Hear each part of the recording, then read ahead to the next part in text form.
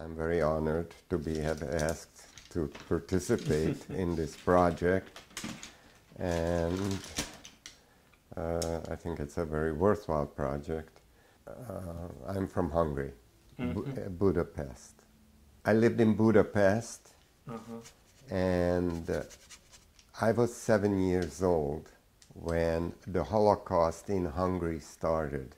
Up until then, as Jews, and I was just a child, 7 years old, so I wasn't very aware at all of my own Jewishness or my religion. But the key thing is that the Holocaust as a period in Hungary lasted 9 months.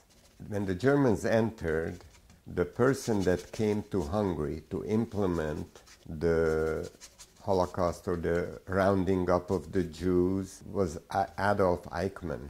Hungary was a pretty good place to live, even though there was a lot of anti-Semitism and there were a lot of laws that were generated right after the First World War that discriminated against the Jewish populations. But in the city of Budapest, where I lived, 20% of the people were Jews, and most of them were professionals. Now, it's kind of ironic that even though there were all kinds of restrictions against people becoming professionals, like doctors and writers and whatever, teachers, that there were so many of them in Budapest. How did it all work? Well, many of these Jews went to foreign countries to study. Once they finished their studies, they were able to come back to Hungary to practice their professions. Now, how is it that they weren't allowed to study, but they were allowed to practice? Well, Hungary at least in 1944, was an agrarian country. There was not very much industry and so on. So the dictator who was ruling Hungary, his name was Horthy,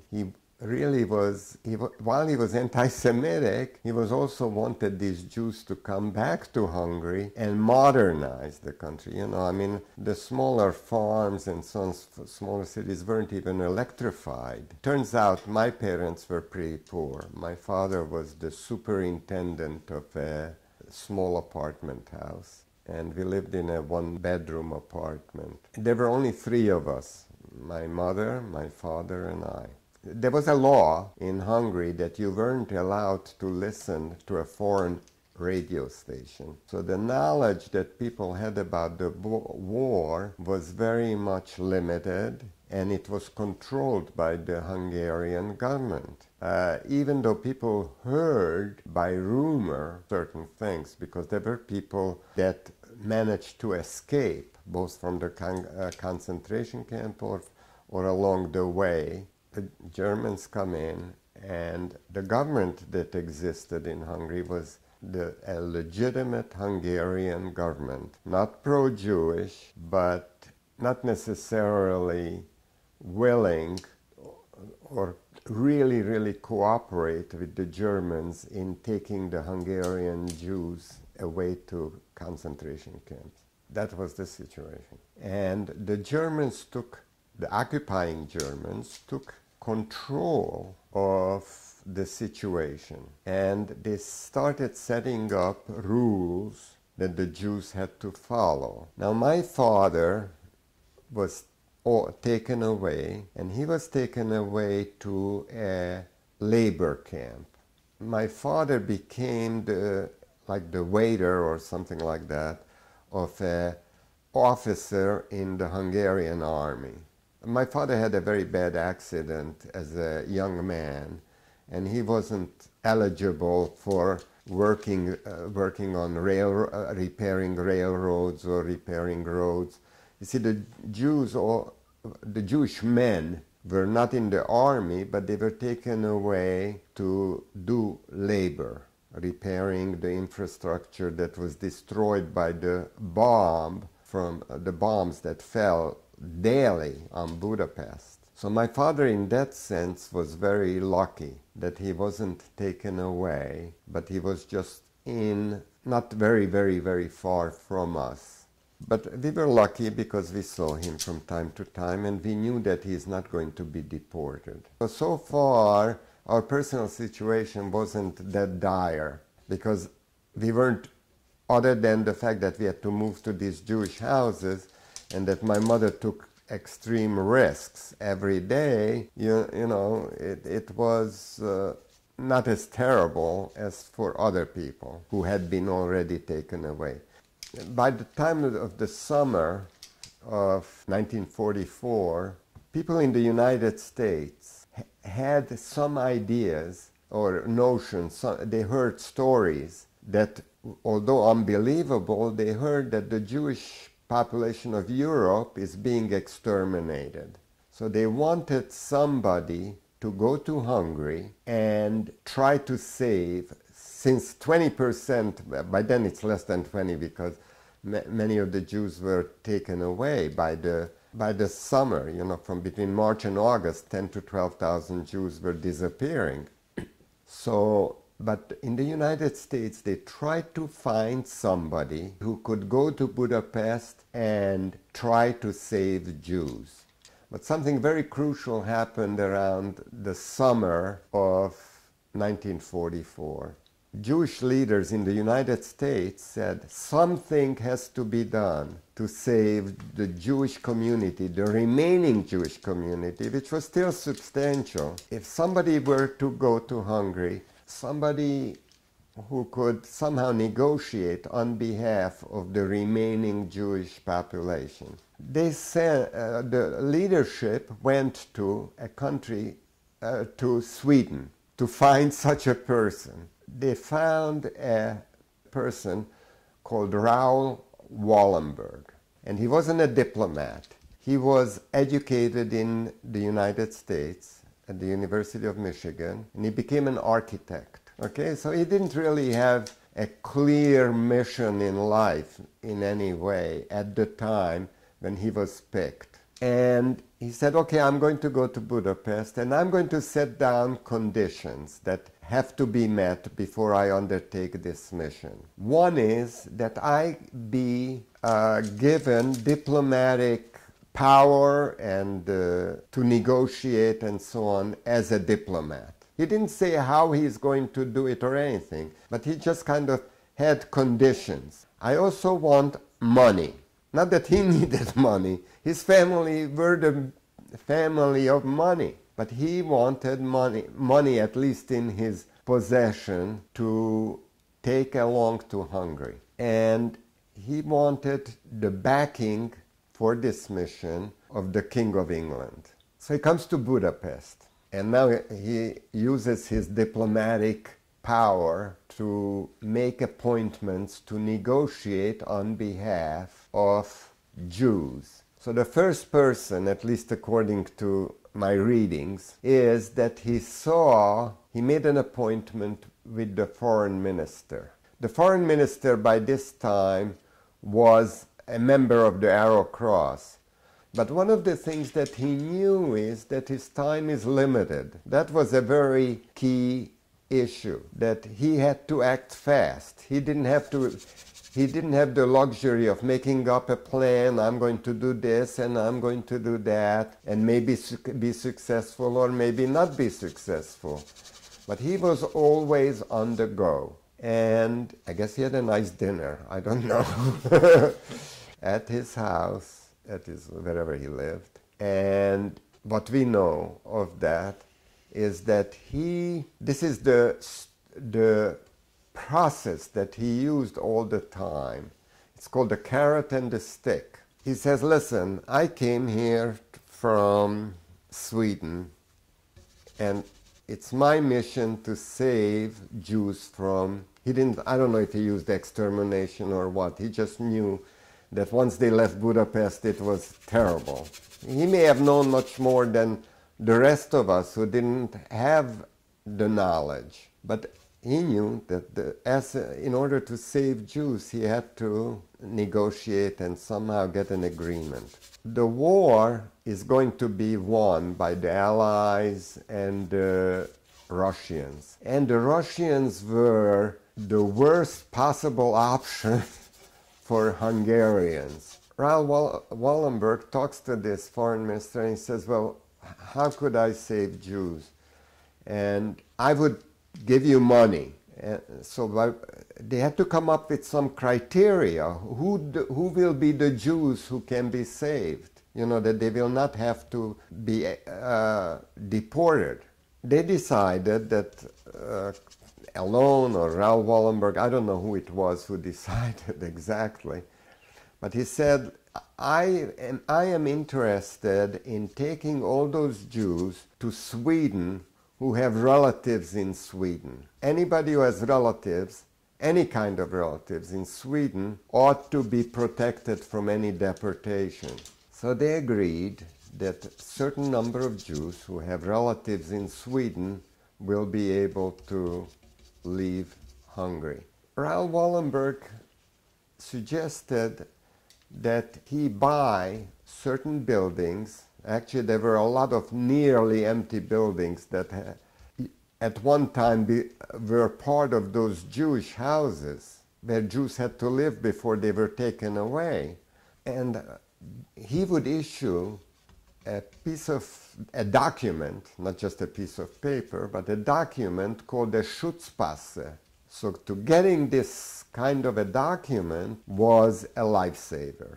Raoul Wallenberg is going to find 5,000 Jews who qualify to have connections to Sweden. So now the question was, how is he going to find Jews who have relatives in Sweden? What I should do is go out to where the Jews, to those Jews who are being transported out to Germany, to Poland, or to where the concentration camps were. Those were the ones that were most vulnerable. He had to find the Jews that were most vulnerable. My cousin was in that brick factory on that fateful day when Raoul Wallenberg showed up. In the middle of the night, there is commotion in that brick factory, and somebody mentions the word Raoul Wallenberg. And people weren't very knowledgeable who Raoul Wallenberg was, but he comes and he addresses the people in that brick factory. My cousin spoke for many years about Raoul Wallenberg and how she met him at this brick factory and how she escaped. So here is the middle of the night, and all of a sudden, and I'm going to use her words, somebody comes in and addresses the Jews, and he spoke to them as human beings instead of using rough language and herding Jews in line and getting ready to take them out, or whatever, or a roll call, whatever it was. She hadn't heard anybody who speaks to a Jew in a kind way. So even though she didn't know who Raoul Wallenberg was, that was the most reassuring thing for her, to have somebody speak to that crowd as a human being with respect and with optimism and so on. And Raoul Wallenberg asks that anybody who has relatives in Sweden, would they come forward? And would they also have some documents that could prove it, that they have relatives in Sweden? Well, you know, this question that he asked was kind of really unreal. Who would go around carrying a piece of paper or a picture or anything of some distant relative in Sweden, you know? I mean, it's unreal. So my cousin and others, a few others, realized that if they show any kind of a piece of paper, that may be their chance to be saved. So she goes into her pocket and she shows a piece of paper to Raoul Wallenberg, and he looks at it. He says, "That's okay. Why don't you get on the truck, which is outside the brick factory?" And she grabbed her mother's hand, and then other Jews started doing the same thing, because they saw that this they'll get out of there. But you know, Raoul Wallenberg, the way he entered the brick factory as a diplomat, he used his authority as if he was invincible, you know, and those Arrow Cross guys were not the most educated or anything like that. So even though my cousin didn't have, or others, didn't have a legitimate piece of paper, Raoul Wallenberg was in charge of taking these people out of there. So my cousin went back to Budapest on one of these trucks, and she was actually taken to the Swedish embassy. There she got a really official Schutzpasse, you know, with her name, with her picture on it, so that it looked really official to anybody who would ask for documentation from one of these people. Raoul Wallenberg sees that his methods work. He started also negotiating with the Swiss and actually with the Spanish too, that they ought to issue these Schutzpasses. And my cousin is at the Swedish embassy. So she didn't just sit there idly by while she was there. She asked for other members of her family, including us, who were not fortunate to be saved by Raoul Wallenberg. We were still in this Jewish house, but she obtained for my cousin and my mother and me one of these. But we didn't know that we had that.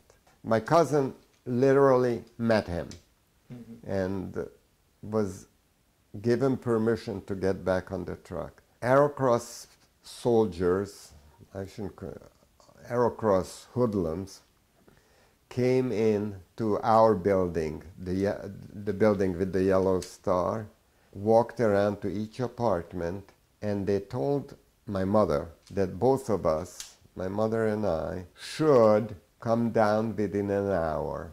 Just take a little knapsack, maybe some toothbrush, very little things. And we are going to go, we will be taken to, we are going to have the opportunity to go to have a physical exam, go to a doctor and have some physical exam. Everything was for our own good, you know. But whatever will happen to us, it will be for our own benefit. Well, you know, you couldn't do very much, but the criteria was that it's children and mothers. There were no more people left other than children and mothers in our building. We should be downstairs in front of the building within an hour. Now, you know, there was no place to hide. There was no place to go. And my mother and I went down. My father was not on furlough at the time. We saw people coming also from other buildings. And we formed a large group of people. And we were marched to a large square. So we assembled there on that square. Once it was filled with Jews and there was no more room, or they were all the Jews who would be taken away were in that square. Arrow Cross, and they only had bullhorns. They didn't have microphones. You know, they had these bullhorns, and one of them was shouting out orders. And he started screaming that all the children have to go to the right side of the square, and the mothers ought to stay in place. And from best that I can remember, I mean, I'm talking about, by the way, whatever I talk about is just things that I do distinctly remember. My recollection is that just about all the mothers who were there told their children to go to the right side, except for my mother. She said, you shouldn't move. Soon they realized, one of the soldiers starts coming and yelling at my mother, that why doesn't she follow orders? And I told you that they were never brutal. Neither were the Germans when they were seen, and neither were the Arrow Cross really brutal within the city. They tried not to be brutal. You know, I mean, here's my mother, she doesn't follow orders. And they didn't want to kill her because it was in the city. And the city had, although the Jews were only, I don't know at that point what percentage were still Jews, but there was the regular population still lived in the same part of Budapest, you know, so they didn't want to scare anybody, and compliance was always the rule, you know, that they shouldn't have too many people, they shouldn't have people who object to whatever the Arrow Cross tells them to do. And here's my mother as a rebel. She doesn't want to give me up. So he starts yelling, and he says, I'm going to kill you, and I'm going to beat you to death with the butt of my rifle. And my mother says to him, it's okay, but just make sure that you kill both of us. More of these Arrow Cross guys came to look to what's going on, and they tried to kind of pull me one way and my mother the other way. And I still can't explain to you how it is that 2 or maybe 3 Arrow Cross big guys couldn't rip me out of my mother's arms. You know, she was a little woman, but she was the kind of person, you know, if you told her to go right, she would go left. She knew more than she let it believe. You know, she was a survivor. So she said, okay, kill both of us. But they didn't want to do that. You know, in the city, it would create a problem. So they said, okay, I can go with my mother. And my mother pretty much knew, everybody knew that she would end up in this brick factory, the same where my cousin and her mother were no longer there. She knew that if she goes outside Budapest, it's going to be much more dangerous and much more exposed. You know, we would be much more exposed than within the city. So what she tried to do is to escape. She went to the right of the row, to the left of the row, and people started complaining about her. We are all going to be in trouble because of you, and you're a troublemaker, and you know, she had a lot of grief from the other Jews who willingly went. And they didn't know where they were going, but they did it without any objection or any opposition, you know. They felt safe as long as they're doing what they were told. And they were kind of mad at my mother. And all the time she gripped my hand, and I was supposed to follow her. So at one point she sees a car. There weren't many cars in those days in Budapest. She sees a car, she pulls my hand, and we were hiding behind a tiny little car. Well, all cars were tiny. They didn't have SUVs or anything like that. And we were hiding behind it, which didn't make any sense, because there were other Arrow Cross people guarding the other Jews that were in front of the car. You know, it just didn't make any sense that she could escape that way from that group. So, of course, immediately one of the guards says, get back in. I don't remember how he did it. He pushed us or what he did, but basically we had to go back to that row of marchers, and we would have continued. But once again, by some miracle, my mother fainted. She just fell straight to the pavement, you know, as if you pulled a statue down. If a statue would collapse, totally erect, and she fell to the ground.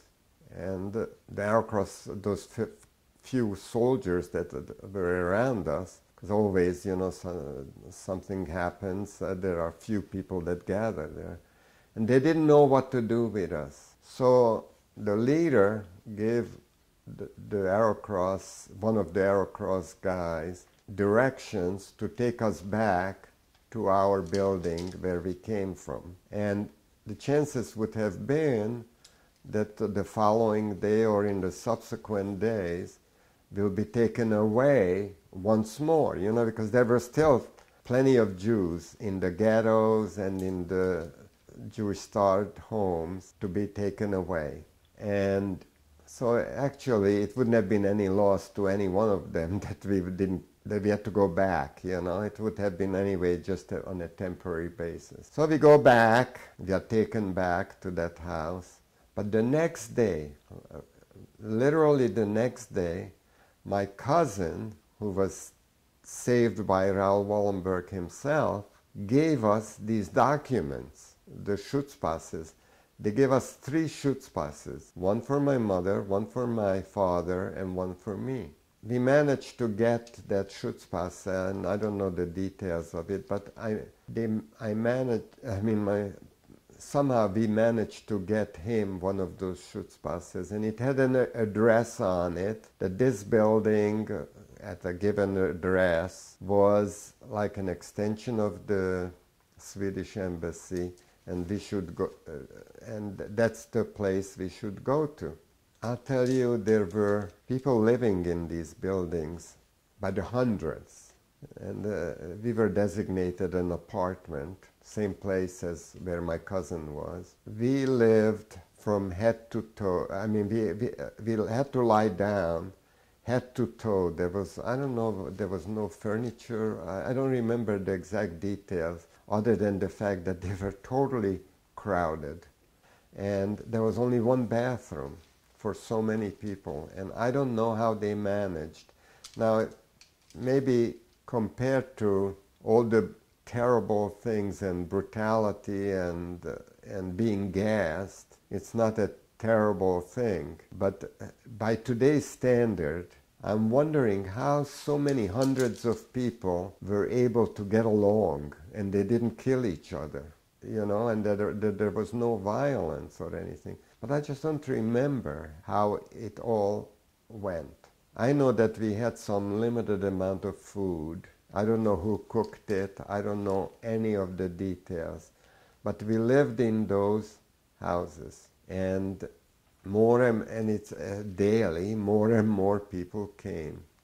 Because Raoul Wallenberg and people from the Swiss embassy just kept going and kept going to those marchers, or back to the brick factory, or all the way to the Austrian border, and just grabbing Jews from the trains. And I think the only way that each one of those got to these protected houses is that they gave Raoul Wallenberg a piece of paper, and he said it's okay, and it's okay.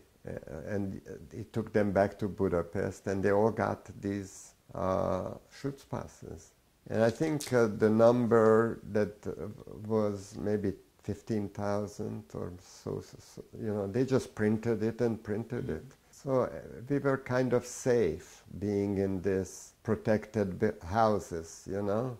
It was a miracle that my mother fainted, and that got her back to the to the Jewish building. And then my cousin came and gave us the Schutzpasses, and all that is a miracle that I have no way of explaining. But I will have to tell you that I never knew anybody from the march that we would have been on had we gone to had my mother not fainted, and various things, and we would have been taken out of the brick factory. What would have happened to us? And I never saw a person that came back from that march, and it was called the Death Marches. The story that I'm telling you, and I started telling you, that the reason I can talk about it and tell people without crying, I get emotional, but without crying and so on, I tell this story of rescue because it has so much significance to me, you know, as to why people did these things without questioning. And it would have been so easy to find one excuse why not to do it. I don't know if a single issue or a person, not that I know that many, that did it for financial reward or anything more than just their morality, and that they saw injustice. And it's such an amazing thing to me. Oh my God. You really captured my facial expressions. Was I that animated while I was talking? I mean, it's really very animated, you know. Very, very nice.